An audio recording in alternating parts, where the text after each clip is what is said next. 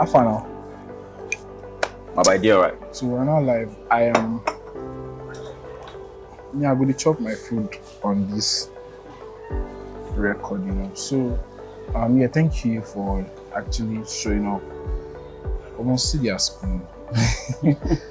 Okay. Take that. You obviously, it looks like you obviously have questions for me, but now my show. We will start from me asking you questions first. I think I want to go way back to. Futa, right? Where it all begun. So I knew you from Kike, the time where you were managing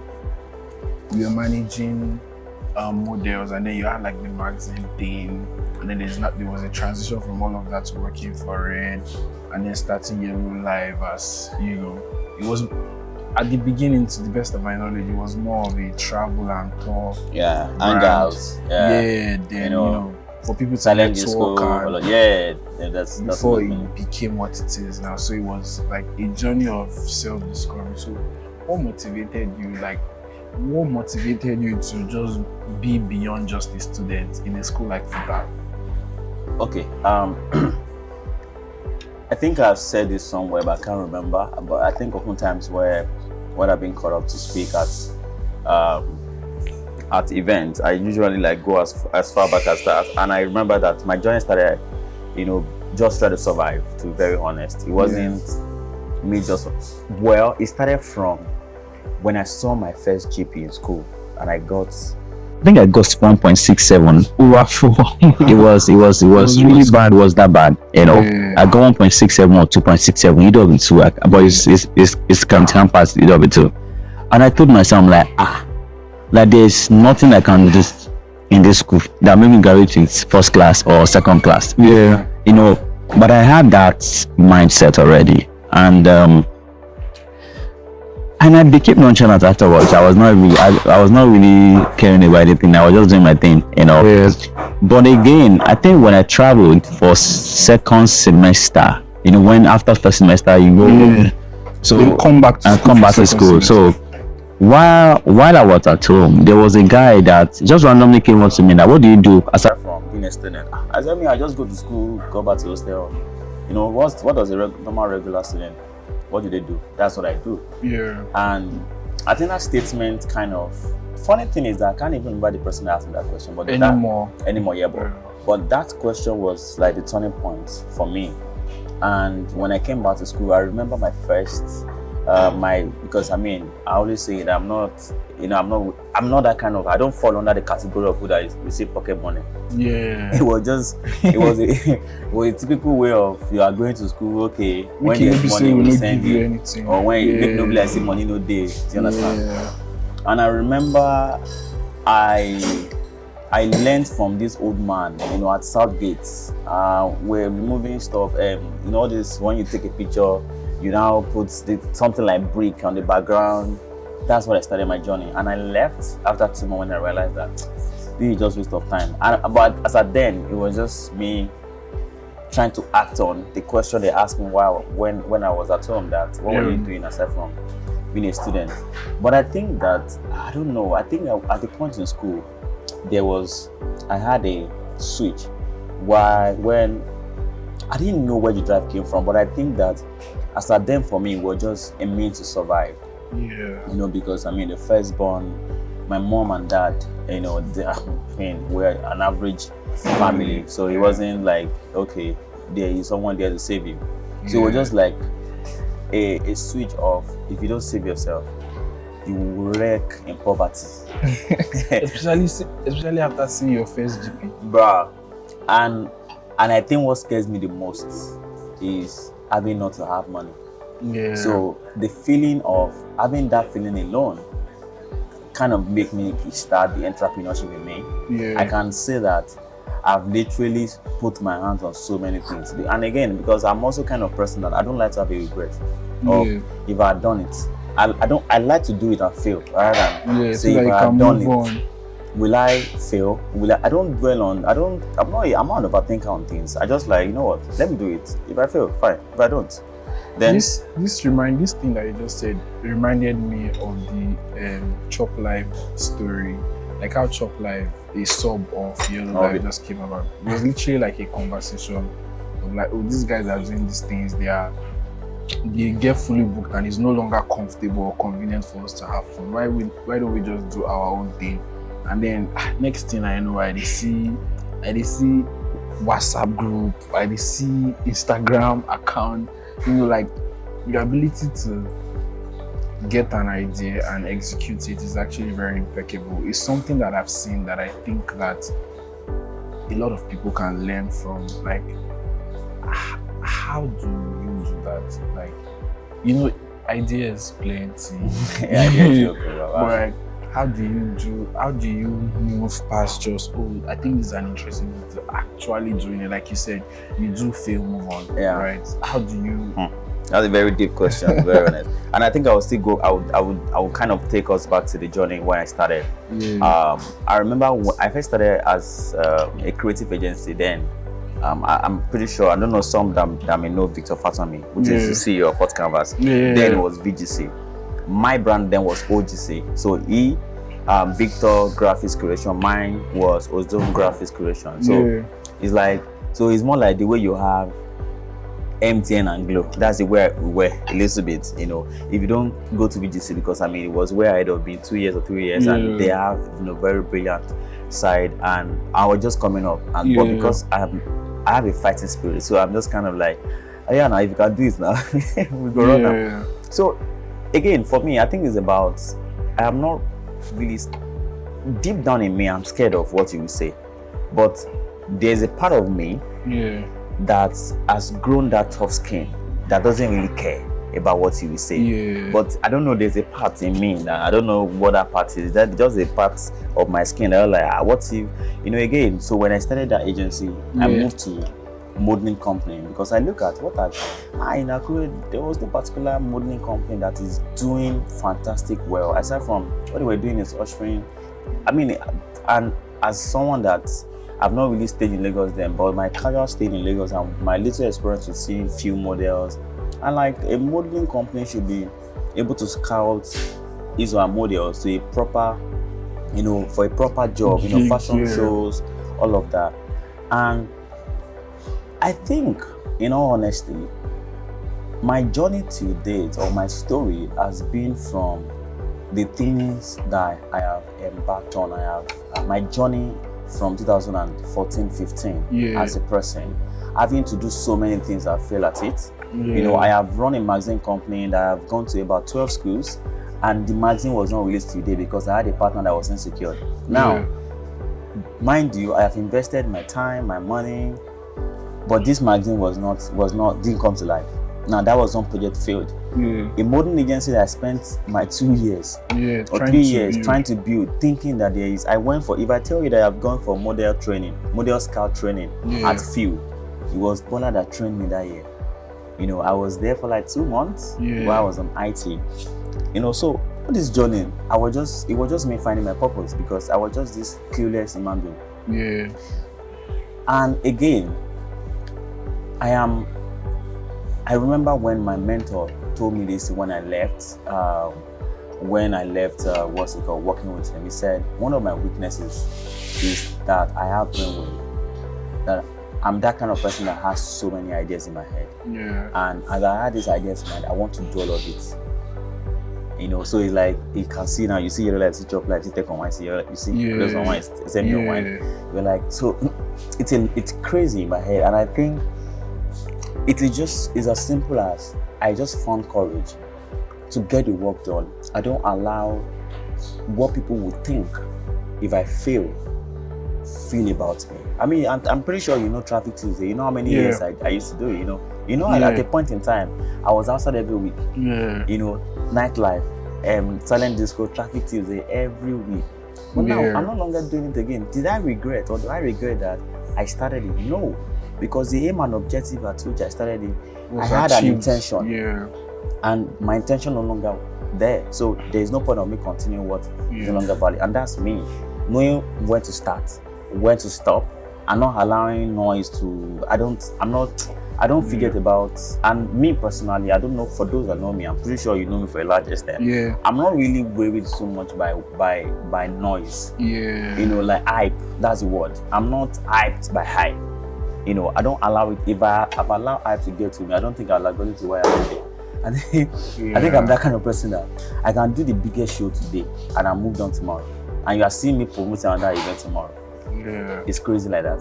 And it's the way I've designed myself that my yesterday win remains my yesterday win. It's never going to be bigger than tomorrow. This, I honestly have two questions, but I hope swear. I hope I'm answering the question though, because yes, a little bit, you know, I like, think I will digress a little. No. It helps like give it a better context. Yeah, and it's weighty as opposed to like just saying, okay, this is this and that's the end of it. But it brings me to like this is the question that I would ask next. So, you know, it's something that I don't know how to. I found a way to call it being stoic, right? Good days, bad days, win, losses, ahead. No,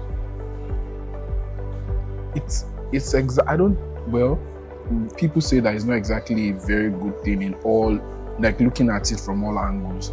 But let's leave that part first.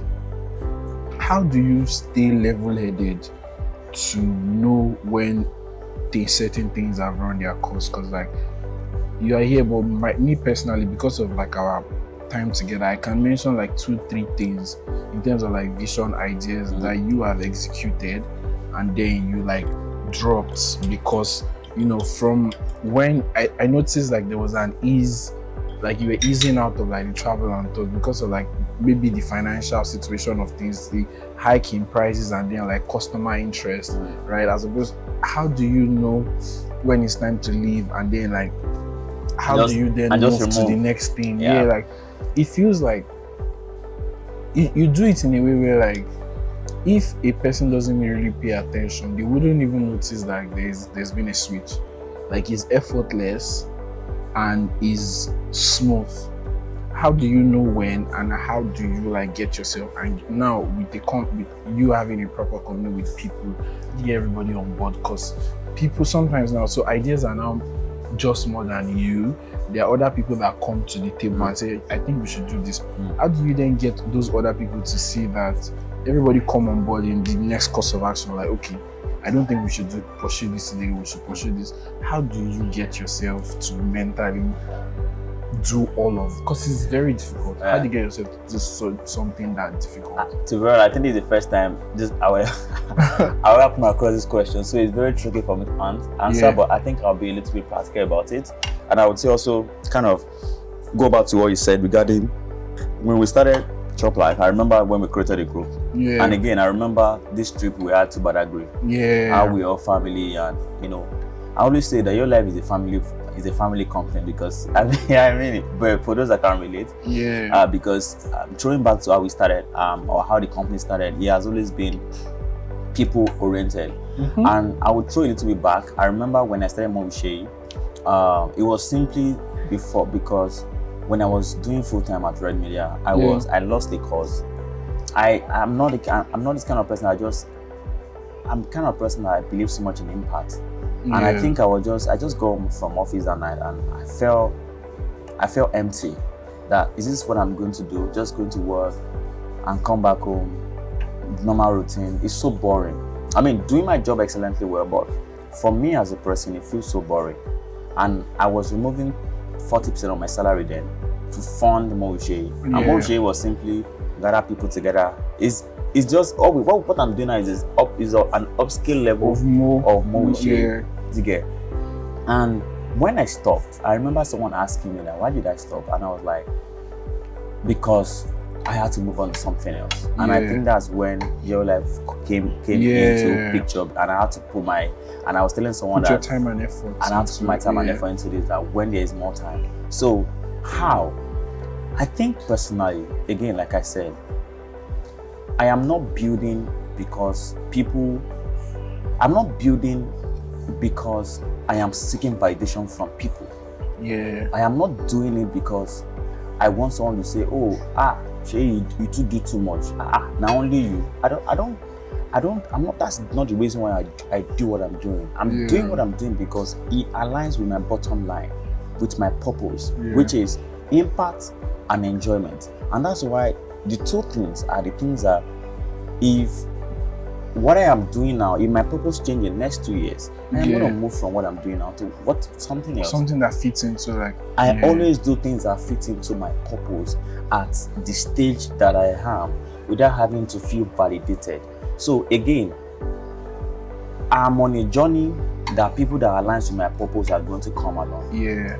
You know, and if you also remember at a point, and I think the reason why I paused the group, you know, or not being active is because most of us are now, some of are married out of the country. They're now bigger responsibilities, you know, and everybody is a bit now spread across. So places. the aim and objective has been done, and the aim was to bring everybody together. And a lot of people have made friends and family from the little community we built a few years ago. Yeah. Do you understand? So the aim and objective is that, okay, that's the aim and it has been achieved.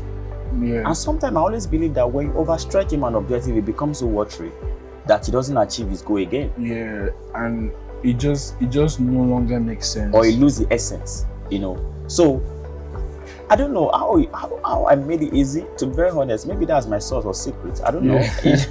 I would say that maybe that's what makes me, but it was like reflecting to these things now. There's been so much at different times. And I think that, here's the tricky part. I think that for a lot of people, if it wasn't Yellow Life, they wouldn't have had like a certain level of like soft landing in terms of like networking. Actually, back then, now, you know, a lot of people that going to know each other, and I was randomly asked one event. Someone said, "Oh, I got my job from the last event I attended." Like that's how I met my CEO. Wow. And for me, you know, and for me, I always tell people that people think that I make bastard money from this event, but those who know knows. Yeah. It is about, does it align with my bottom line? Yes. I mean, of course, we have to make money to execute the event, but for us, it's just about achieving the goal, and the goal is making sure that we enhance connection. Yeah. You know, I was seeing your tweet this afternoon when someone said crypto event is overrated, and in my head, you know, sometimes I don't know what people pay for. Yeah. I don't know, maybe it's me that I know how to maximize things. Yeah. If I go to club, there's nothing you are getting from there. Yeah. And you are spending a lot of money. But if you're going for networking events, and networking events is expensive. Yeah. The problem is that you know the value of people you are meeting there. Why don't you find a way to get into their network or circle? Like you see, like I do networking events and someone is saying, is this all? And in my head, I'm like, what do you think is networking event about? Bro, networking event is a room full of assets. It's simple. Yeah. It's a room full of assets. Now maximize it. These people that I bring together are people that you may not in your life be able to like see. Be able to see one-on-one and have conversation with. Yeah. You get what I'm saying? So it amazes me when people don't understand that, again, understanding the importance of your investment. I don't know, Sha, but it's a conversation for another time. It baffles me. Yeah. When I saw that tweet today, I was actually marveled, right? And I think I understand the point that the person is coming from. Let me not lie, I don't. It doesn't make any sense, right? If they say there's a conference, right? What is the aim and objective of the organizers? Like, is it to educate? If it's to educate, then are they teaching, right? But if it's a like crypto conferences are majorly for networking and like bridging the gap of like all these builders. So, for instance, a certain demography of like founders will be there. So there are a lot of American founders that build in Web3 space or like blockchain technology and all of that. They don't stay in the United States because of tax, right? I think there's a region in the US that is tax free. I can't remember the name now, but there's a place in the US, only one city or state region in the US that allows you to stay tax free.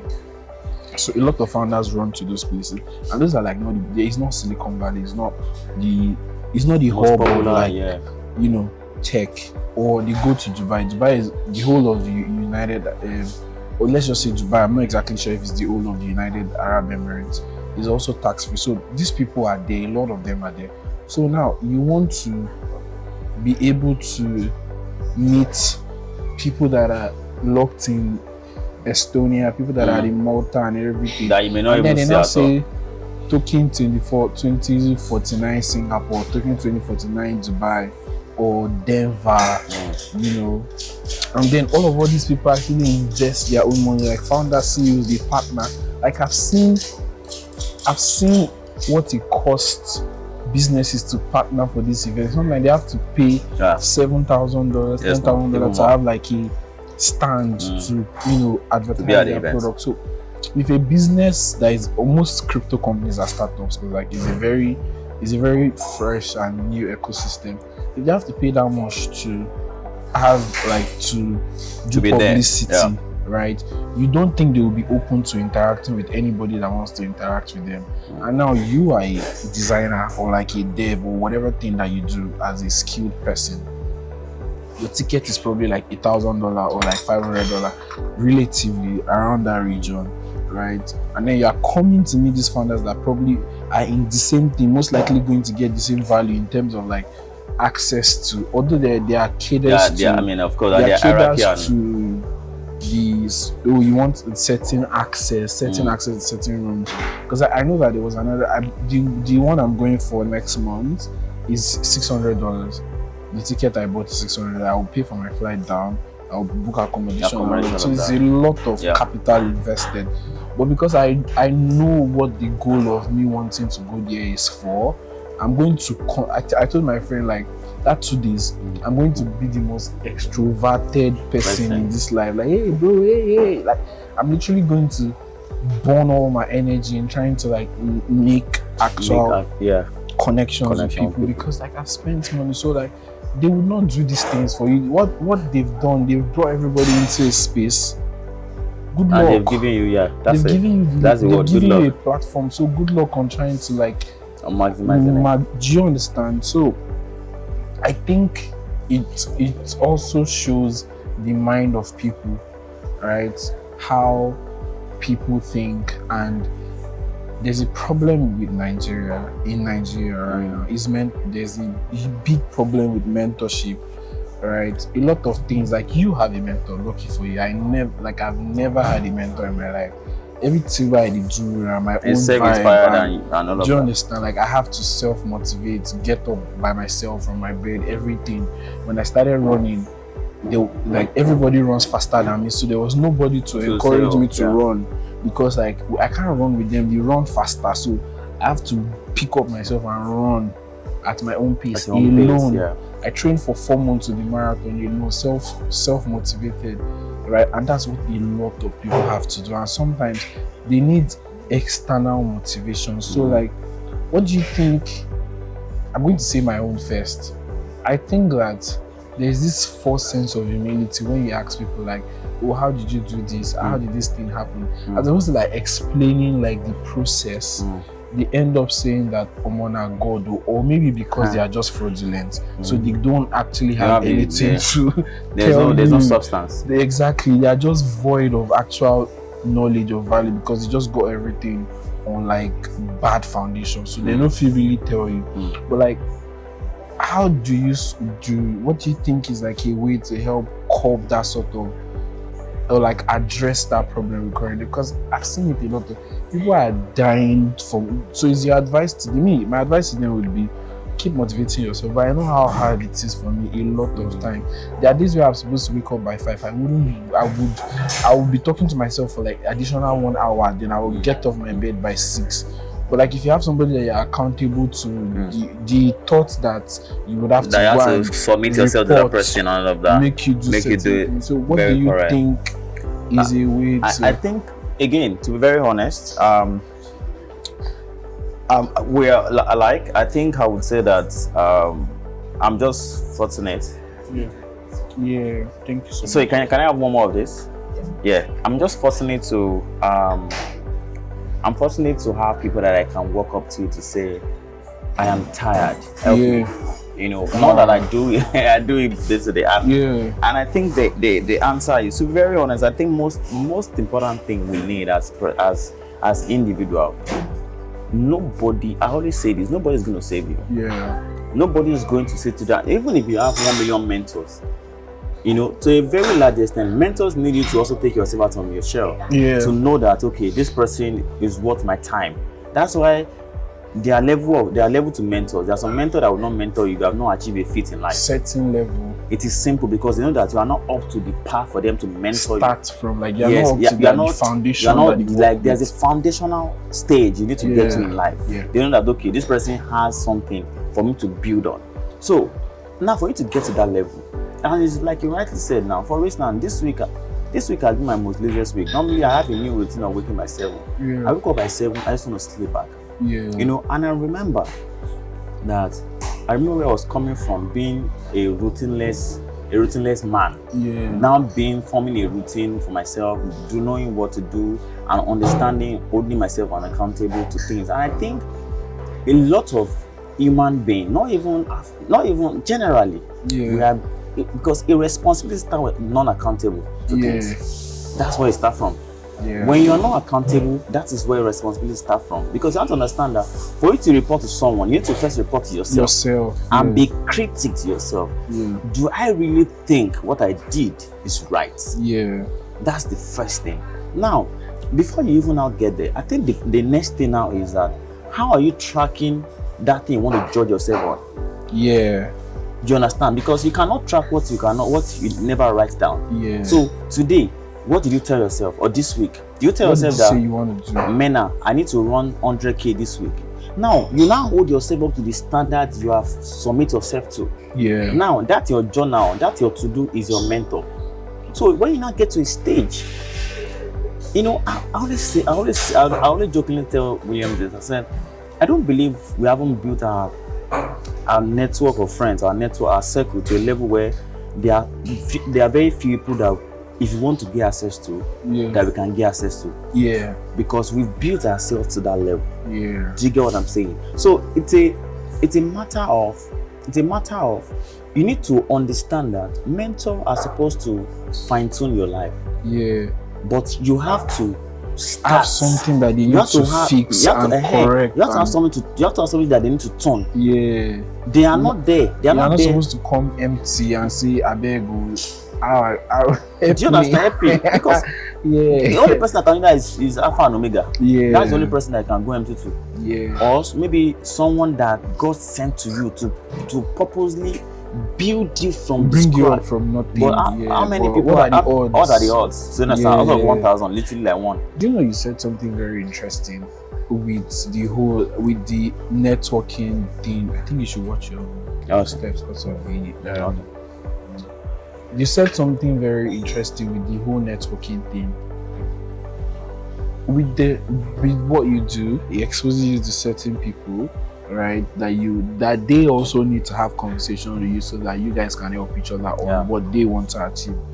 So, but then let's take it away from those people and like back to you and your people, like people in your life. How then do you manage the conversations? I've never done that. Yes, please. I've never done that, but like it is something that I hold with my left hand and say, okay, I know that there are certain people that if I need and say, I need an introduction. How do you manage those sort of requests that comes in to say like, oh, they want you to, okay, so let me give an example now. There's somebody that sings that is sort of like a friend of my friends. He's also my friend at this point now. He sings, and then because he knows that if he's seen me make a phone call with Wandiko, I've gone to Wandiko's place, I don't see what me and Wandiko don't take pictures together, vibe that I've posted. So now he comes to me and saying that please come and help me do. Let's even leave let me ask Wandiko for which birthday shout out. Like the one of how I feel set up a way for him and Wandiko to meet so that I can play songs for him. And for me, I think that to an extent, if you want to push your luck, it's abuse of access for you. I agree. Right? To want to now say, oh, like because you have access to this person, you now want to stretch your luck. So how do you now manage those sort of requests in your own relationships to it's how do you get that to work? I think, like rightly said, I think the first thing is understand boundary. I think that's the most important thing, is understand that nobody started a relationship but you, so nobody should spoil it, right? And I think that there's some relationship you understand the limitation. You understand? So understanding limitation is the beginning of wisdom. You understand? There's some people that I know that I can go as far for. So I can stretch my luck for some people. Some people I will not try to stretch my luck because it's not worth it. Do you get what I'm saying? So it's like I always say, tell myself this. I said, out of all my celebrity friends or friends that I have, I always have 5 people in a year or even less than. Once I'm not the one counting it for myself. Once I exceed it, so it's like it has to worth it for me to wait, for me to tell these people that do this for me. Do this for me. Do you understand? So because again, you need to understand that you're not the only person in their life. And I don't. So and that's why I always tell people this thing, that people always forget that, or again, people that are asking you this, they are not entirely worth it. They won't say I promise. I'm not saying they are not worth being going out of for. But there's some favor that it requires someone that's really helped you, or that you know that he has conjured so much that you know that's why I say you can stretch your luck and do you get what I'm saying? So I think it's about, again, the only way I can say this is I always measure my limitations with that particular person, so I know how far I can go. I know how low I can go. So I only understand that if I have a relationship with this person, how good are we first? Okay, now I know we're good. Okay, now from the good, so let's say before we're not that close, I know I can only do one favor. So one favor in 1 year, I'll think about it again and again. If I'm using my one favor for this person, show really worth it. Do you get what I'm saying? Because again, if you look at it this way, if you really want to get it, you can get it. But you have to think about it deeply, that this one person that I'm going to, because you cannot go to one and say, shout out today, shout out tomorrow, back to back. Do you understand? You be like, shout out. And now what happens is that they now start thinking that your relationship is transactional to them. And it devalues that's how they now. I mean, go and look at it. People that you respond to their first chat when you see it are people that they rarely chat, or the chat is meaningful. They don't. It is psychological. It is not about them. It happens to us that we have not blown. It's some conscious thing. Now, if I know that every time when I text me is how far, Baba, she have to see 5K. Yes. Thank you. She have to see 1K. Alpha, I get one problem. There's never been a time you come to me to say I'm checking up on you or something. You get what I'm saying? So again, people downsize the importance of that. Do you get what I'm saying? Even as many as, and they don't understand how you have built your relationship on days where you have to inconvenience to see him, or maybe you say, Baba, me help me manage this. I know, say, no worry, but all those sacrifices. They don't know it, but you are building. building that relationship for yourself. And you want to use it. And you are exactly get what I'm saying. And you are not coming to say, you want to use my investment. Like so that's why I said that. Now I'm going to look at it for my limitation. So for my limitation, I already know how many favors I can ask in a year. Fair enough. So I'm now weighing it and say, okay, if I'm using this favor for you, I'm not looking at it that who are you first? What is your importance in me, in my life? What have you contributed? If you have contributed enough, if I feel like that's the only thing I think I owe you that will make you happy, and I know you've done so much for me, I'll do it. It's worth my investment. Makes sense. So I just have one more question. Then if you have questions for me, you can ask as we wrap up. So I don't know, for me now, it is like my Instagram, I don't bring work there, like you can they motivate us now. If you carry, if you come to tell me, say, Baba, I won't learn this thing, if it's on IG, I think that's more of Twitter or something. Exactly. And I think even recently you have even toned it down a little bit. I beg, make everybody just do you understand? So like, is there like, if there is separate life of like Seyi Yellow Life and Seyi, what's the most heartbreaking thing that's happened to Seyi? And what's the most heartbreaking thing that's happened to Seyi Yellow Life? What's the difference between two of them? If there is, that's why I said if there is a difference. Yeah. Seyi Yellow Life, Seyi. Heartbroken things have happened to me. In what context? Like something that just broke out. It could be like like a deal or like an employee or like. I mean, I think that I remember last year. Yeah. I asked myself a lot of questions. I mean, I think it's very easy for people to say, oh, it's very sweet, and I mean, it was. Yeah. But you know, last year I had a lot of attrition rates where my staff was leaving. Yeah. And I was asking myself a lot of questions like, why? Am I capable to lead, or am I at fault? Do I have a problem? You know, and you know, it was very, and last year was stretchy because we had a lot of projects executed. Yeah. We were very daring last year, so there were a lot of, you know, and they always say big things come with big drama. So it was so dramatic, you know.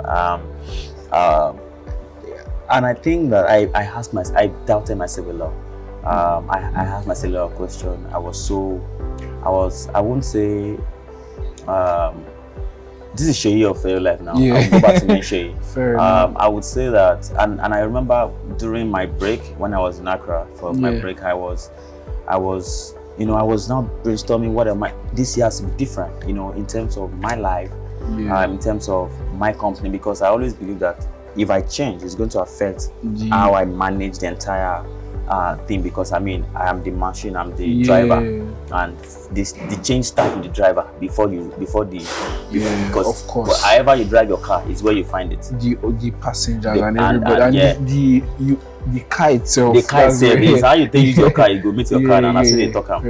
So, I remember I went to meet what's it called, with my mentor, and it was like it's no problem. You're not the only one facing it. Yeah. Even I myself, I have had about 3 people that have come to meet me. They are facing the same problem. Shared suffering. You know, and I realized that, and it enlightened me. It kind of gave me from different perspective, and that made me realize that I'm overthinking it. And you know, I showed him my 2025 strategy. I highlighted our wins for 2024, our loss, and all of that. He paid my attention to one thing. He said, look at your wins for 2025. You look at your losses. Yeah. So, but what you are doing you're is not focused. You're focusing on these losses, and they're just 3. But see your wins. Yeah, how numerous. Bro, if I'm telling you, even me that wrote it, I am not. And I think that's where my imposter syndrome kicks in. Because when people say imposter syndrome is bad, I tell them I like it as my own bad. Yeah. Because that is the only way I stay level-headed. To answer your question there, I like to have that syndrome. If that syndrome is sickness, I would love to have it. Because it's the only thing that keeps me sane. That doesn't make me feel like I'm bigger than who I am. It's the only thing that makes me humble. So I prefer to have it. You know, and because any day I throw back to things I have done, bro, I want to just be like, I'm a bad guy. The fuck are you, bro? But because you're still like, you know, have this. Because I'm still like, what have I done? Like, what is it? So it grounds me, it keeps me check, it keeps me on check, and make me feel like, you know, you are nobody, you have not done anything. So everything I have done seems basic, but the basic is not something that a natural human being that we born out of man can say, you want to wake up today and go and attempt. They are daunting. They are crazy. So, but again, so that, I think that's a little bit of a breaking moment, because it kind of made me question myself. Am I capable to lead? Is there something I'm not doing well? So it was crazy. I think for the normal Seyi, I don't think I've ever shared this outside before. You know, this is really unscripted, because there's something that I've not really spoken about. I think it's just to the close ones and you know, people around me. I think 2022. During the waves of Japa, you know, I was semi-depressed. I think I had a feeling of stagnancy. I said it was like I was not stagnant, but I feel stagnant. You just felt, It's a feeling of being stagnant, but I was not stagnant, you know.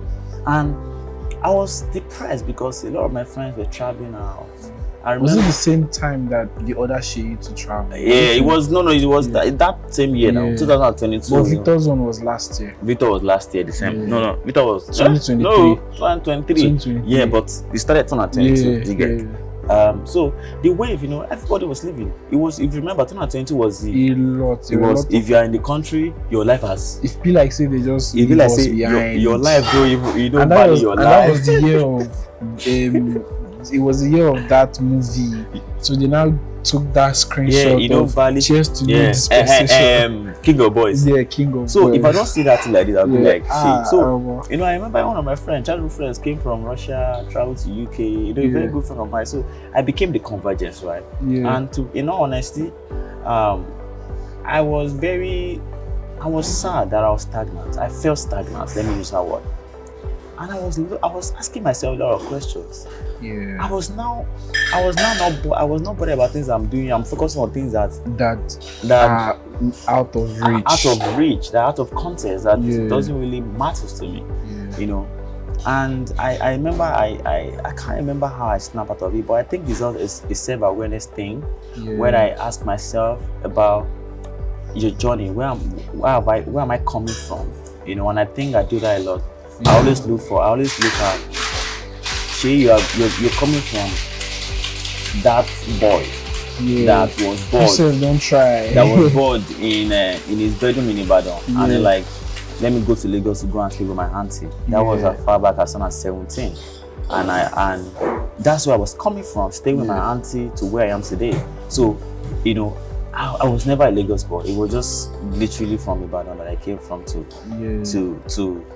make my mark in Lagos. And you have done all of this. And I told myself, like, and you have done so much for yourself. So relax. Your time will come.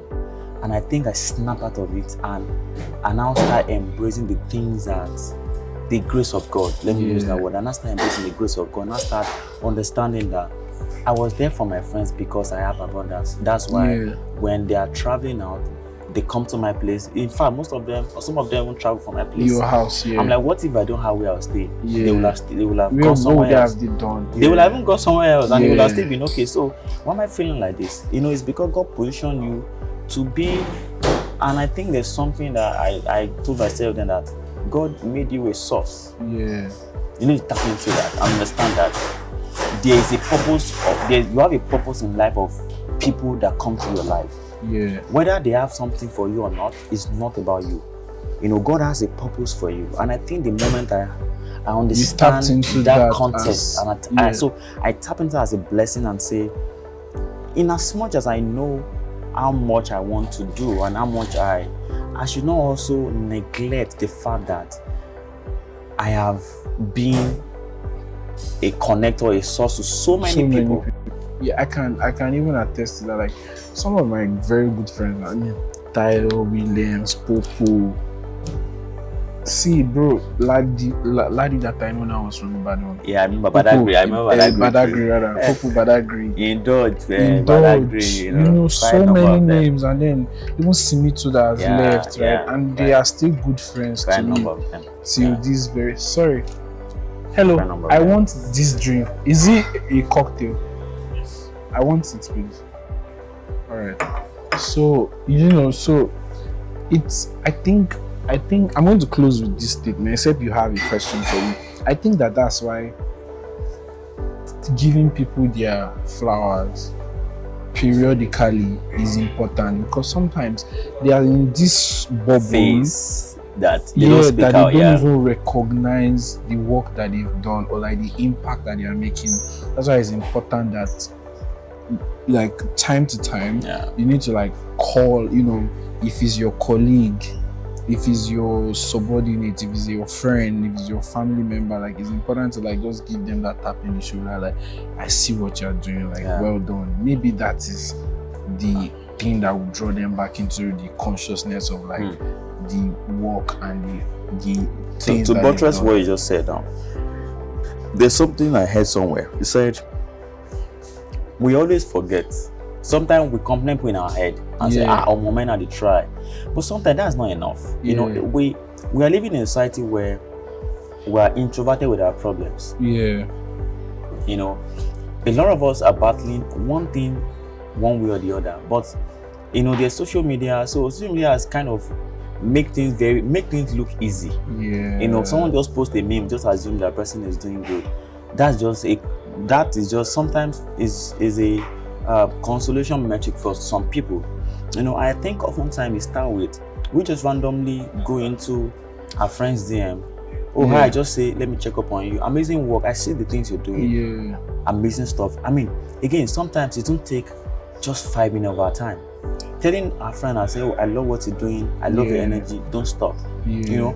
But unfortunately, because of adulthood and all of that, we are all grooming our problems. And one thing I've realized, especially this year, because I always say that, when you live number of years, I wouldn't say nonchalantly, more like when you live without awareness, and you start living in awareness, you now see the difference. It's not small, it's huge. It's a lot, you now see a difference between being aware and not being aware. But because when you are being aware, you are immediately judging yourself. You are immediately judging yourself that she knows to do this thing. You are immediately judging yourself. Because you are in a stage of being in awareness. But again, I always say it's a journey. You can't eradicate things you've been doing for many years in 1 year, in 2 years. But you see a man that is growing, you see a man that is improving, and you are proud of yourself. Now, when you are doing that, don't forget that in your journey, you need to carry. There are 3 people that you need to carry along: yourself, your immediate family. If you're married, if you have girlfriend, those are your immediate family. And your mother, siblings, and your friends.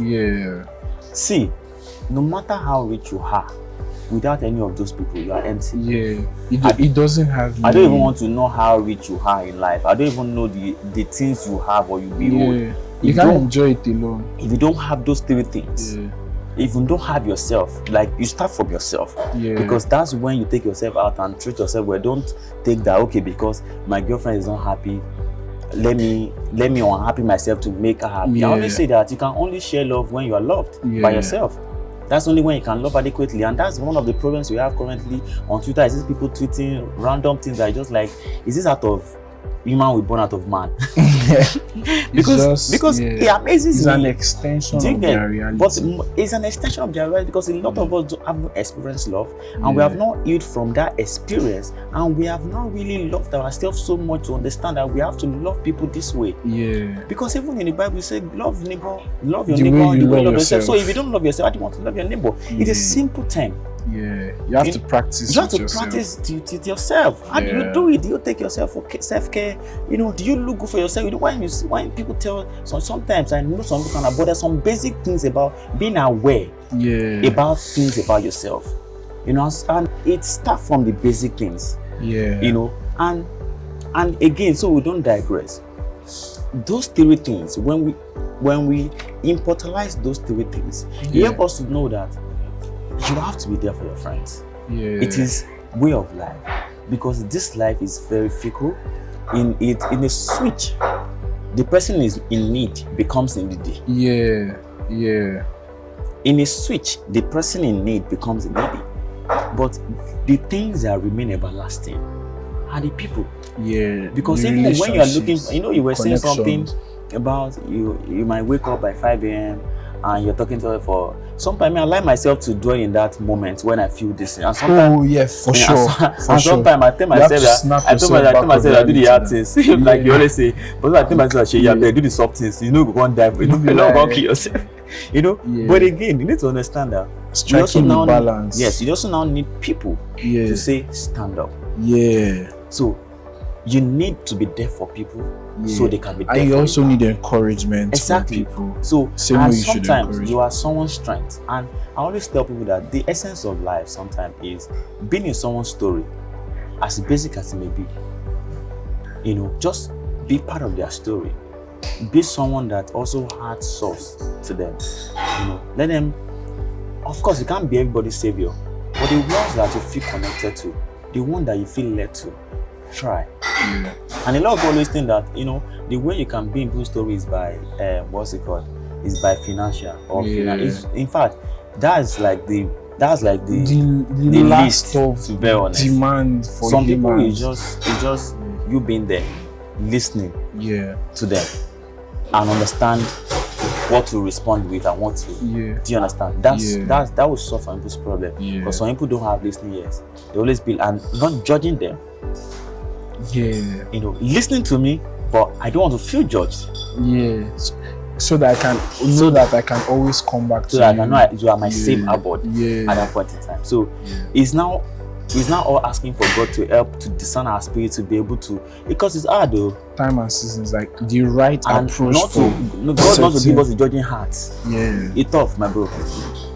Because there are some things that even while they are telling you, are already judging you, that I say go do that kind of thing. You fuck And you up. say, You know, yes, you don't get it. Do you understand? But again, in all bands, there's band, but there's now the person understanding that I feel heard. Yeah. You know, I feel listened to, and I feel safe with this person. Yeah. You know, and it's more like I will throw back to when I watched this movie, The Forge. You know, when this guy, I mean, I don't know if you've seen the movie. Yeah, I've seen the Forge. You know, when the guy was nonchalantly greeted the president and like, Alpha, how are you? I was telling someone, I said, this might not be your luck. Oh. You see, the president, even though you believe in God, if you just say, God, come on, my job. Because I'm like, who are you at night? Yeah. So you might not carry this grace. Let's not also forget that the boy's mother has been praying for him, so he carries grace. Yeah. By default. Yeah, by the virtue by of the virtue of the mother. Work. Yeah. Do you understand? So, but because some people just see and say, maybe he was not trying. No, you did not pay attention to the fact that they have been praying. Yeah, other factors that. Do you understand? Other factors. Yeah. So not everybody has the grace. So you know, so we have to also understand that there are some people that just don't come to you to ask you for help. Yeah. They were led. Yeah. It could be one or two things that you did that inspired, and I'm like, okay, let me come to this person. I have this. Do you get what I'm saying? So I mean, again, when people listen to this chat, we are on a journey of self-discovery too, because we don't know it. Really know how we are just sharing the things that at least have led us to this journey. Time. You know, again, thank you so much. You know, the things that have led us to this journey that we are currently on, because whether we like it or not, in next 2 years, we are going to have a more upgraded conversation to what we currently have, because we'll have growth and new information and new growth and things that probably we are ignorant of now, and we now understand that okay, this is how better it could have been. But handled it. Yeah, but again, in life, you have to allow yourself to live through your journey. Yeah, it's not a marathon. Make mistakes, grow, fail. Enjoy every moment of it. Yeah. Don't say, I don't want to be a failure. You are not away from failing. Like, it's part of life. It's part of living. Like, losing money, making money is part of life. You can't avoid one, or you can't switch one for one. Experiences that you would face through your you don't even have power over itself. Let's not even lie. You can only try. You can only just say this thing. You don't have any power over it. It's not. That makes a lot. This has really been the only thing I had in mind was I wanted to talk about like what you have done, right? Because to an extent of what I know with respect to like your journey from Ondo, Ibadan, Lagos, right? But like it's interesting how we have like branched out of your life. I remember when I came to your school that year for Miss AAU. Yeah, for Kike. You know. No, God, I beg you. Baba, we don't work. I came with my models that time. To come, and I was acting like an agent. Manager, an agent. Like this is my client. This is one of my. It was a serious work. And then we threw party for her in Akure. The way she wear crown, I really don't know Akure that well, but like it was one BYC models. Yeah, that's the modeling agency that she was under now. It was BYC that inspired me creating my agency now, because I was like, these people can do much better than what they are shenanigans they are doing now. Sense. But yeah, it's been a journey, and I think one thing I have a question for you, Bob. And I think one thing I'm grateful for the journey so far, that the journey is unscripted. Sincerity, and so every other person's journey, because you can't even script your journey. I don't know how you want to do it, and it's it's funny how at a point in time we are living unconsciously or unaware. You get to a point you are living aware. You know, it's just switching on, switching off, and we just. But in all of this, we appreciate life. Yeah. Because that's the most important thing, and not losing your essence in the life itself. Because I think the greatest mistake a human being can make is while living, you not lose your essence in the life. I think it's very tricky. I would love to ask, what inspired this? Because again, we are living in a generation where there's a lot of what's it called, podcast conversation here and there, and a lot of this is happening. But what inspired this? What are you looking to achieve with this unscripted by Mena? Honestly, the last question, I'm not looking to achieve anything. For like, it doesn't make I just be honest with you now. Yeah, it doesn't have a goal of like, at the end of the day, I hope that I impact people. Nah, none of that, right? One thing I realized, one thing I envy a lot of people for, because like I never had the luxury of the best gadget, or like one of the reasons why I don't have a lot of pictures of myself in my school days were the phone. Right, some of the pictures that I have, it was even with Kike's phone. I took them, or Toby's phone, and then I was one of the best phone that time. Yes, because I remember saying, "Nah, phone, just package." Yeah. Oh man, I package to navigate, you know. So like, being able to document your life in different phases, because like in 4-5 years from now, I watch all these things and be cringe and say, wait till they even they talk self. But like the ability for you to relive all those moments, you know, and that stemmed from, there's a part of me that pays attention to societal things. It could be religion, it could be football, it could be just the whole general concept of human interaction and existence. And sometimes I share my 2 cents on WhatsApp and say, this is what I think about this issue currently going on, right? And then for some weird reason, a lot of people resonate with it, and they're like, then one person now told me, Stan, he said, bro, this it would be nice for you to post this on your Medium. No, Medium. Okay, Medium. But like, I already have a Medium account, which is majorly for my work-related articles and publications. And like, would I now have 2 Medium accounts? So I think someone now randomly mentioned, oh, there's also Substack, and I'm like, yeah, I can do this. So I started documenting most of those my thoughts, those random thoughts that I would just put on my WhatsApp story on Substack now. Now, as of I made a publication yesterday. My 50th publication. 50. You've written 50 pieces. 50. Wow. Do you understand how crazy that is? And then like I can and one thing I noticed also is that my ability to articulate and still maintain. So you know, we have AI and all those things that can help you fix your grammar and all those things. But I made sure like I didn't. So I tried it twice, and I saw that it took out the juice. Yeah, it took out the juice of Mena. Exactly. So I went back and I was just doing it raw. Wow. But like something happened. Like I grew. My punctuations got better. My ability to like break in these sentences and all of that grew. Right, so there was a learning experience for you, but like primarily there's also the documenting of all of this, my thoughts, as opposed to just putting it out and then leaving. It just goes away, and I can't even make reference to it, talking to somebody and all of that. So when it came to this video, you know, what made me say I was going to do it, honestly, finally, after random touch points from people, oh, you should create content, you can create content, and all of that. Salems shared a guy's YouTube to me when they gave him a plaque, I think for 1,000 subscribers. I don't know, maybe 10,000 subscribers. They gave him a plaque and he shared it with me on like Instagram.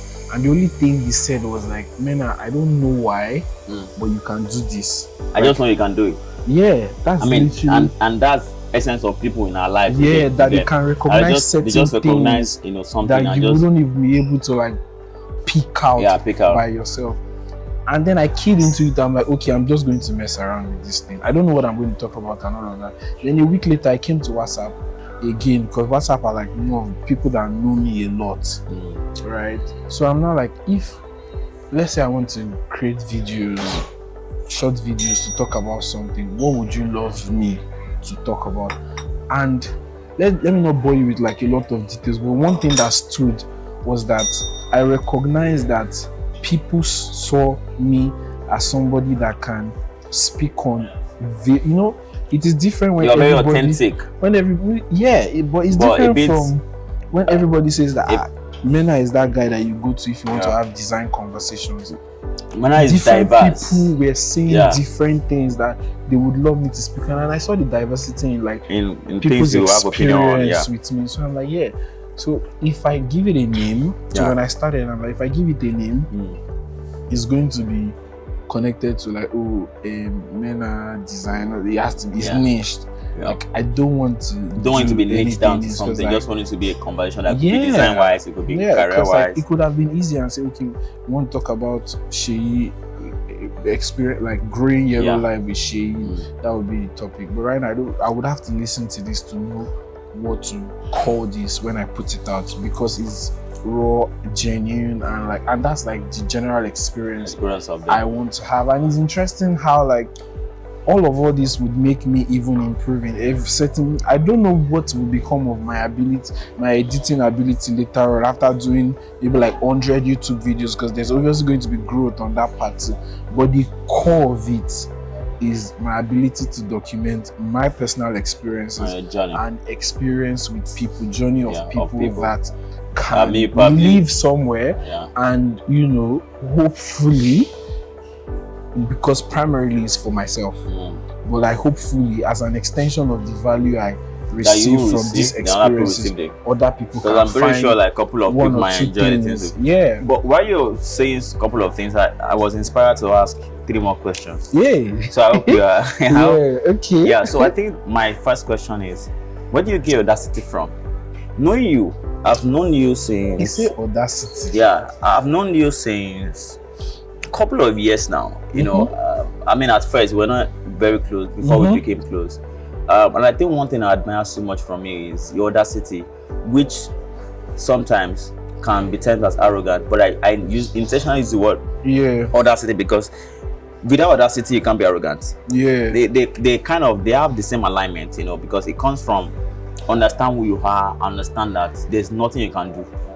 That kind of it comes with audacity level. There's some high level of audacity. Where do you think you get it from, and what do you think makes you brilliant in that? Because I think you being audacious has been quite very helpful in your journey, in terms of the things you do, because I've seen your growth and you inspire me a lot. I think I took my fitness journey very serious through having to see you a lot and seeing that. I mean, if I was never, because I don't have body, so I don't have reason to want to say you want to.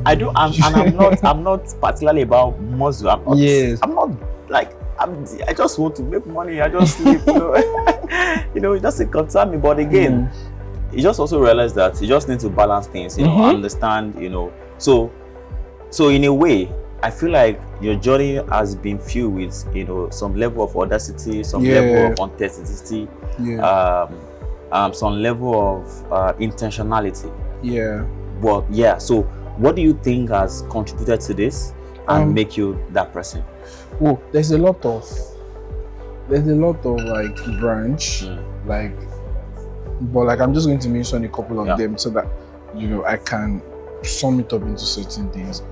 One of the things is I didn't have another option, right? I lost my dad at a very young age, at 13, right? A family that we were just, even with the presence of my dad, we were just surviving. Like there was no abundance. I grew up in Ajibule, like one of the worst of places that a person can. I mean, now they be father and son. Mushin is an aspect. Like there's a Mushin in Ajibule, but there's no Ajibule in anywhere. You understand? There's a Mushin. So Mushin, Ajibule Mushin are bad. If they record this, I remember Nashibi, they always show us a picture when they go out. Mushin, you never forgot your route, because you always go back. Go there, So because that's one of the most interesting videos I always like to look for. The way you guys, the way I interact with them. And yeah, all of that. it was That so thing, lovely to that see. thing grounds me. Yeah. You know, like where I come from, what I've had to do to survive, right? All those years, right? And then, who would have thought I'm surviving? So, what is the worst that can happen? Right? And I don't have to care about how you feel if it doesn't align with my plan and purpose. Cause like, bro, like I've had to do like the craziest of things to get to where I am today. So why should I prioritize your feelings over my feelings, over what is the most important in my journey, which is me? Do you understand? So like, if you don't step correct, I'm addressing it, because I feel forget. That's another thing. So it's not instant. Like every fuck up gets addressed immediately. No, right? So I always say that I don't have. It's like I will operate on 500 gigs. Yeah. So no space. I don't get space. If I don't tell you now,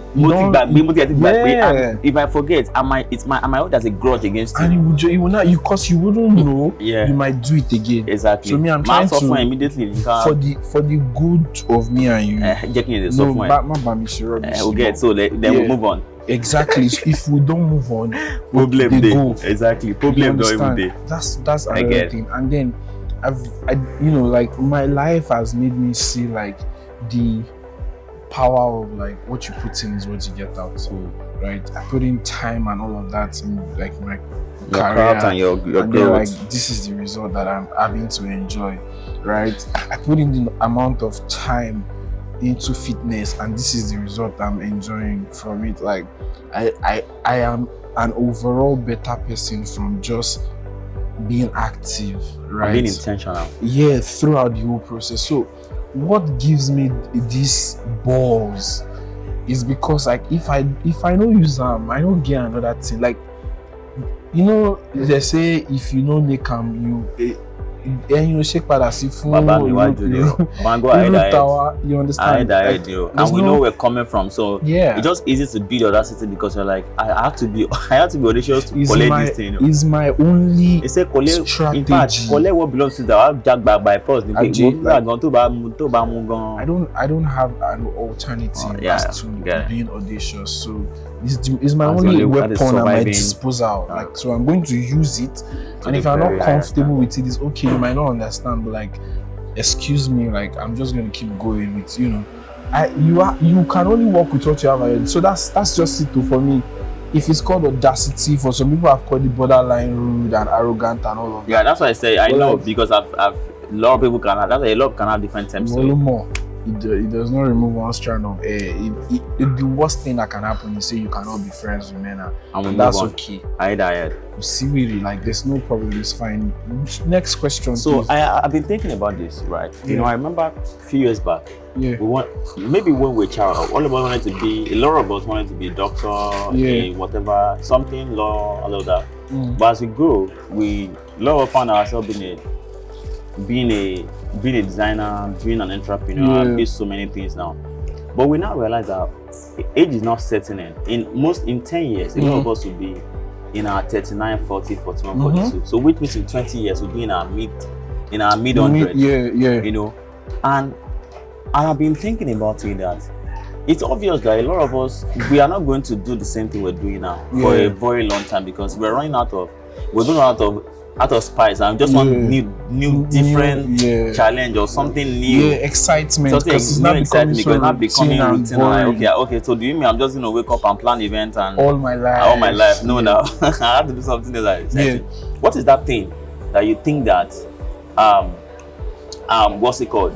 You think you may find excitement in, maybe along your journey or later on, that may that will bring that spice for you? If I'm to be honest with you, I have made my peace with the knowledge that clarity of purpose and discovery comes on the way. Right? If you want to sit down in this moment and say, I want to plan what I'm going to be doing in 10 years, I think it's unfair. Or if an older person asks me, like somebody in their 50s is asking me, what do I want to do in 10 years time or 20 years? I think it's a very unfair thing to ask, especially because they've lived long enough to know that you can change the course of your life in a year, because and a new information comes to you, new discovery, Holy new Spirit clarity, sends you a message, whatever. You meet a partner that you guys speak, you can just be on your bed. And I was speaking to Leye that designed this icon thing, Leye Connect, that's currently in the UK now. He said he was trying to design a presentation and he couldn't find materials to use that would fit into the style he wanted the visuals to have, and he was complaining to his babe, and his babe told him to do it. And that was what led. There was no I think I want to do this, so I'll do it in 4 years, or like, it was in that very moment that he found a new clarity. You and understand? That became an excitement. And that is what he pursued. Journey. And now the product is live, like he's getting free publicity, and because it's actually a useful product to designers across the world. And I believe in that. As long as you like stay on course, you keep that desire and hunger burning, right? Things will find you. I agree. Right. But like with what you have currently, make sure that you do the best with it, so that when another thing comes, you can be able to like use that same desire. So me, I don't know what I'm going to be doing in 10 years. I'm very honest with you. That's what I'm saying. Like, I'm currently doing this video editing thing with this child wonder. Yoma was a designer like us, but Yoma is now like a big time videographer and all of that. Yeah. At the time where he started design, he probably thought he was going to do design for like 5, 6 10 years. And then he thought the videography would be like videography and design, but like he's so deep into that design has to like as a pulse. Do you understand? I know this guy, what's his name, Jimmy, Pastor Jimmy of CCI. He was also a designer. He used to be a designer, but now he works for UNICEF. Because the opportunity presented himself, and then when he has shown capacity in the particular thing that he does, so it's easy for you to replicate. Let me tell you something, everything can be learned. You can be called into a position to become a manager of a football team, a video director, a whatever. There are soft skills that you just need to have. Yes, and that is what they cannot teach you. Yeah. Every hard skill of like the technical know-how of everything can be taught. Yes. But you see the soft skill of excellence, showing up on time, being consistent, setting soft skills that they don't teach in school. And they are mostly not in books. Yes. Nobody can teach you those things. And if you can groom yourself to become those person with whatever you have currently at your disposal, when new opportunities are going to come for the transitional phase to happen in your life to what comes next, because there will obviously be things that come next, what you possess is, you can say that for yourself, right? Just so that we don't drag this for so long. A lot of things from your days as a model manager taught you about people, the magazine thing, working with a lot of creatives with Red, working with people with when you were doing Moments with Seyi, then when you had the travel and tour thing, like then he exposed you to diverse culture and diverse people. All of those experiences made Yellow Life of what it currently is more unique. If you had built Yellow Life without those experiences, you wouldn't be what it is right now. I get. Do you understand? Those little things that didn't feel like something coming together now. Month in, month out. Just the vibe on vibe. But today now, they helped you build what Yellow Life currently is. And I have made my peace with I told me and Salem, we speak a lot, so it's hard for me not to reference it. I told Salem that I'm enjoying editing videos and I can find myself doing it for 3-4 hours. Design and 3-4 hours design. I'll be like, kilo day, you understand? And then he's now telling me that editing video bores him. See the duality of man, like the two contrasts. He's a content creator, he makes a living from it, he's passionate about his work. But editing the videos that he has to put out constantly. Because editing is your new excitement. Yeah, but he's been doing it for like 6-7 years. So he's already out of it. Yeah, that's the beauty of life, honestly. So I like agree. Getting is just what you said about like listing your wins and your losses, and then you're fixated on the losses because like, why did I allow this to happen? As Because opposed you to, just want to have 10 wins and like, are you a 100 over magician? 100. As opposed to like focusing on the things that are within your controls and your wins. So that's my journey with within life, your control. My journey in life is to like, while I am here, I'm going to make sure that I am the best at this thing, right? And then what comes next, I pray to God I have the discerning spirit enough to identify that moment and make that switch on time. And I also do not believe in opportunity come but once. But that's probably another conversation. If you miss it, something else will come. No worry yourself. I mean, I think what you just said now, I was thinking about it when you are in a room and you see someone that you're longing to see. I always tell myself, I'm not prepared, I'm not going to walk up to you. I am sorry. If I'm going to see, because if you waste it, it gets harder. So it's always that telling me that, but this might be your last opportunity. Don't worry. I promise you that when I see him, I'm more prepared because now I now know that for me to see him first, I will definitely see you again. Yeah. So, and if I don't see him again, then that's it. But there's a psychological bias about that thing. You should check it. I can't remember the name. When you see a car, you start seeing it around a lot, especially when you have an interest to buying it. Just see Corolla. Corolla. Before you were not seeing it at all. So because you're not noticing, you're not paying attention. Exactly. There's a bias with that. There's a cognitive bias around that particular thing that you just mentioned now. So I don't believe in opportunity come. But I mean, again, it also depends on context of that. I think there's some context that it probably may come at once.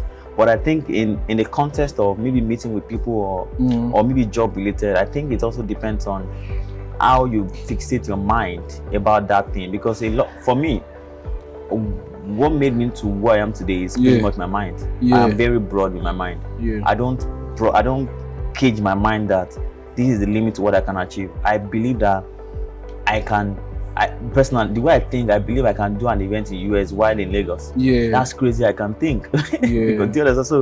So I always believe that, all of these things depends on how your mind. So if you see someone today and and this might be the last time for opportunity, that's the only way you've seen it. But if you see it in a way that you are going to be another time, it will happen. Yes. And like you said, there might be some bias regarding that. So my last question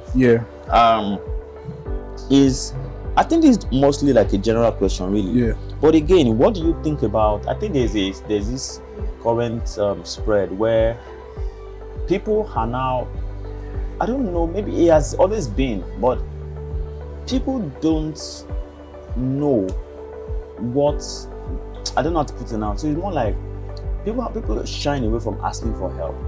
What do you think could be the reason? Is it a fear of being rejected or fear of being snubbed or ignored? It happens to a whole lot of us, and a lot of us also are very much not paying attention to our immediate peers that can serve as a role model or mentor to you, because mentor doesn't have to be someone way higher.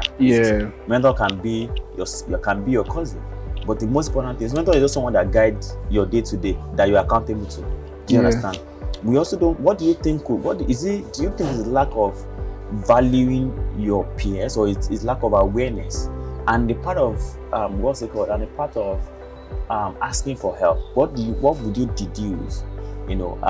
Especially because I know, if talking from the point of view that you are being asked and point of asking people, what are the things that you think may be a blocker in that space? I'm going to dive deeper into this conversation on another video, because this is almost 1 hour 30 minutes. But I'm just going to do a quick summary of it. I think from a man's point of view, a lot of the reason why people get turned down for help, right, has nothing to do with them, right? And you have to make peace with that you are going to ask for a favor, you're most likely going to get turned down, but you just need one yes and you'll be fine. So people don't know how to deal with rejection and persist. Let me buttress on that. But there's a fact that if I'm going to meet this person, I am expected, because I don't know, I think it comes with a level of entitlement. Is For lack of a better I was word, about to say it, like, you can't learn that you should Mena is my kill guy. that. If I go to meet Mena, I should be able to help you me. should kill that. Why? Because so there are levels at which your relationship with the person is before you should be able to ask for help. Now help can come in different Ways, forms. yes, different forms. But if it's particularly financial, you should expect a no, and you should be grateful for when the person says yes. Because even if you think somebody is living in abundance, you don't know the responsibility that surrounds that resources that you currently think that they have, right? Now, if it's another aspect, like I would expect that my friend shows up for me if I have a wedding to plan and all those things. So you need to like be very realistic in terms of like what relationship you currently have with certain people too, and you have to adjust your expectation with respect to like your relationship with people. Don't demand more than your reality, right? You have to be conscious and grounded, right? And then another thing that I've seen is that people come for help empty. You can't pour into a basket, right? I need to be able to see that this is a bucket that I can build on. Like I get the conversation a lot about oh man, I want to be, how do I become a product designer and all of that? And then I tell them that, so before I just say I don't teach beginners, but it now feels like I'm being rude and actually not being helpful. But I don't teach beginners because they probably are not, it's just a desire for most people. It has not granted to something an actual job. So now I have a course I bought for $1,000. I will send it to you. If you finish this course, come back. I've sent it to 5 people, none of them has come back. Because you know that you get something to say, go share, go be like, I'm a true, I never ready. You understand? Just want to waste my time. Exactly. So people are afraid of rejection. You should be able to embrace it. Like you get a lot of no's. That's the standard of life. You need to make peace with the fact that you get a lot of no's. Second thing, when you are going to ask for help, you need to be able to make a bargain. Right? Like, why should I do this for you? Do you understand? So people come for help with the aspect of you just need to help me. Yeah, just because I am. Because you are men now, you are. That's all. You know that you have a lot of opinion on so many things. So there is this. Mena is brilliant. You know, if I ask him for help, you should be able forgotten that my 30 minutes. I rather use to sleep. So why should I give you my 30 minutes? That time, you should make a bargain, offer value. I made a video on this already that when I wanted to become friends with somebody that I saw he was a person of value, I bought his course. And it was during the training that I started our personal interaction. 100k, 2021. I buy course where I don't need, just because I didn't want to just be one random person from Twitter saying, hey bro, how far I like your vibe, blah, blah, blah. I bought his course. In classes, I will answer questions because I already know this thing. So he noticed me and then it led to like a conversation that I spoke more on this in one of those videos, right? And that made it easy. You recognize this person too. This person has something. Everybody wants to share with value. Do you understand? But like, you even need to be able to like present it for it to be seen. Because like you might have something, but how would I know if you don't find a way to introduce that knowledge to me? So I think most of the thing is fear, and then another thing that you said is entitlement, and another thing, last thing that I will mention here is the facade of, please don't elaborate on this because I know you would have something to say. The facade that social media brings, right? New people that start to follow Seyi Olaniyan, they would see Yellow Live and then they would think that it's something they can recreate, or like they want advice on how they can put something out like that, but they don't know you long enough to know the journey of like all you had to do to get to this person today. So social media project wins and doesn't talk about the journey and like the struggle and like the tears. That's why I like conversation like this, because it kind of make people understand the depth of any success that you sort of like see being put out there, right? So now, because they don't know these things, they think that they can recreate this without having to go through the journey. the similar journey, struggle, disappointment, repeat, re-strategizing, tears that went into all of those things. Depression. Do you understand? Nothing good comes easy. Baba. And getting help is a very good thing. So if you recognize getting help as a very good thing, you should know that a lot of people will not help you, and it has nothing to do with you. Yes. It just could be bad timing. And exactly, every other thing. Look for that one person that the timing fit aligns perfectly with you. And until you find that person, keep going. Don't think that it ends with it has to be this person. I applied for a job. I didn't get the job, but they asked me to bring a referral. The referral I brought, the person I went to message for a referral gave me a job instead. But I was not fixated. This is the last thing I will be saying. I was fixated on the lack of not getting that job, that I couldn't even be grateful for the fact that I now have a job. Do you understand? Because in your mind, you're like, no, this is the one that Baba, but God don't give you another job. Which was someone will say, I want to work in Google, but you're working in Spotify. I have some contentment, bro. Do you understand? So like, it is crazy how we have crazy fixation. Yeah. It is going to work out, but it does not have to work out your way. Yeah.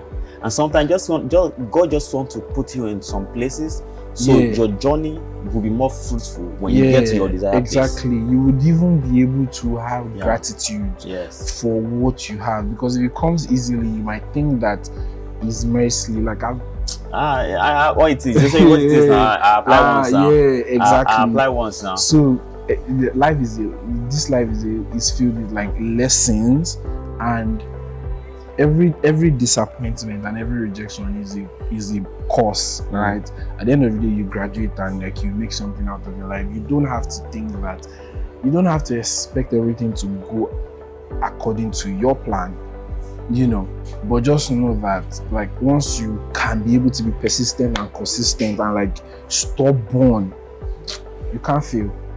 Actually, except you are doing rubbish. If you are, I always say that. I said it always takes a delusional founder to make. You have to be delusional whatever you're building, because people need to call you are mad, you are crazy. But again, guys, this is unscripted by Mena. This was really fun. Jesus, we spoke for so long. We hope you guys enjoyed the band, the lessons and the journey that we've shared so far. We'd love to hear your comments. I would love to also hear back from you. So how I used to end these things, I'm like, okay, thank you guys, this is Mena Unscripted. See you next episode. So you really want to say it now. Thank you guys, this is Mena Unscripted, and see you in the next episode, something like that. All right, ladies and gentlemen, you can call me Big SO. This is Mena Unscripted, and we're going to see you, when? Next episode. Bye guys.